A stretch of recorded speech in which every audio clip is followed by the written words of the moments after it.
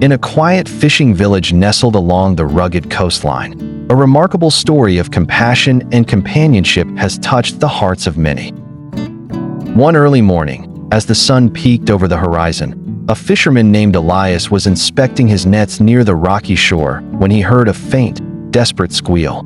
Following the sound, he discovered a tiny otter pup tangled tightly in an abandoned fishing net. Its soft fur was matted with seawater, and its small body trembled with exhaustion and fear. Without hesitation, Elias rushed to free the frightened creature. The net had cut into its delicate limbs, and it was too weak to resist or escape. Gently cradling the pup in his arms, Elias whispered soothing words, as if to reassure the helpless animal that it was finally safe. He brought the baby otter home, wrapping it in a warm towel and feeding it with a syringe filled with warm milk.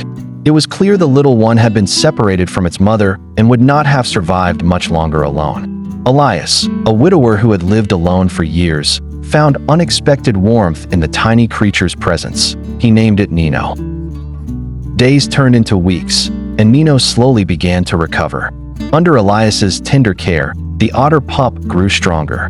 It followed him everywhere, through the kitchen, out to the garden, and even to the edge of the dock where Elias mended his nets. The bond between man and otter grew deeper with every shared moment.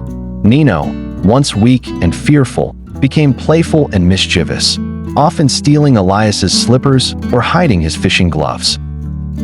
Locals in the village were moved by the unique friendship. Children would gather outside Elias's house just to catch a glimpse of the otter clumsily climbing onto Elias's lap or swimming happily in a small pool he built especially for Nino.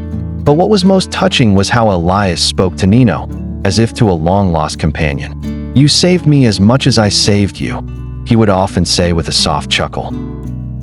Though some encouraged him to return the otter to the wild, Elias knew Nino had imprinted on him. The animal saw him not as a rescuer, but as family.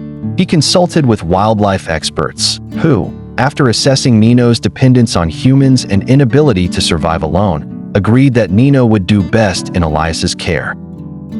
Years passed, and the bond remained unbroken. Nino, now a fully grown otter, still curls up next to Elias by the fire each night, resting his head on the old fisherman's knee.